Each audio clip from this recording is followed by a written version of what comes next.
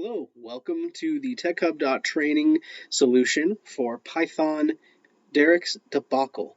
Today we'll be going through Challenge 71 and how to analyze from a parent's perspective how to help your son, in this case Derek, successfully buy the car of his dreams. To begin, we are going to import just the pandas module from Python. I have some optional formatting strings here that I typically will add anytime I work in pandas just because it's convenient, but you don't actually need these to solve the problem. So I'll go ahead and run just the pandas module. If you're wondering why just pandas and nothing else, it's because this whole solution can be done just by manipulating data tables, which is pandas' specialty. Next, we'll go ahead and load the data files in. In this case, we have 3 files provided for us, so I have 3 separate lines of code, each reading a CSV file into a data frame. This is important to be able to do our manipulation and our joins later. We need to be able to have our data in data frames so that we can analyze them. And these read files are the easiest way where we can take a file and convert it into a data frame. So I'll go ahead and run this, and then I'll go ahead and briefly demonstrate that each of these data frames have been successful. So you'll see here is our car models data frame, and then this one here is going to be our car costs data frame, which has the price of the car, the additional costs, etc. And then we have the safety data frame here, which has the car ID and the safety rating.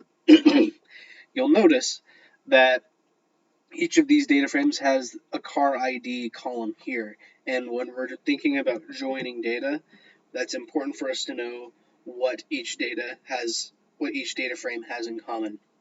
So next, we'll use the pandas merge module. This is a very cool function that is how we join different pandas data frames in Python. It has 4 options for syntax. So first, we have to give the data frames that we want to merge. In this case, I chose the models and the costs data frame. And then they have this on equals, and this is where you pick the row, the column that they have in common. In this case, it's the car ID. So we want to say on equals car ID. And then how, we can specify an inner join here. I have this note here, you don't actually need to have the how equals inner, because that is the merge method's default, is inner join. If we want to do a left join or a right join, then we would say how equals left, how equals right. But in this case, we're just doing inner joins. And the merge function can only have 2 data frames. So since we combine 3 together, we need to do this again. So I have what I'm going to call car df, which is going to be the total data frame, which we're going to merge our merged df here, which is the one we made from this first line, with the last one, car safety, on car ID, and then you'll know I don't have how equals inner here because, like I said, it's optional. So let's go ahead and get those data frames made, and then here's what the combined data frame will look like. So you'll see here we have one column with a car ID, which is perfect, and then we have the car information, the price of the car, all the additional costs, and then here's the safety rating. So this is great. This is where we want to start. So you'll note from the problem, we want to get this total costs column. We want to be able to say, hey, we have additional costs like registration fees or sales tax or other things that Derek, being 16, is not going to be aware of. So we have this total costs, which just takes the column. We're going to define a new column and say that's going to be the price of the car plus the additional costs. And in pandas, you can just specify the column names here, and it'll just automatically calculate that across. So you run this, and now we can see this total cost column is going to take the 61 here plus the 21,476, and you'll see that that added up successfully to 82,600, and that carries down. Okay, next we have to go through our filters.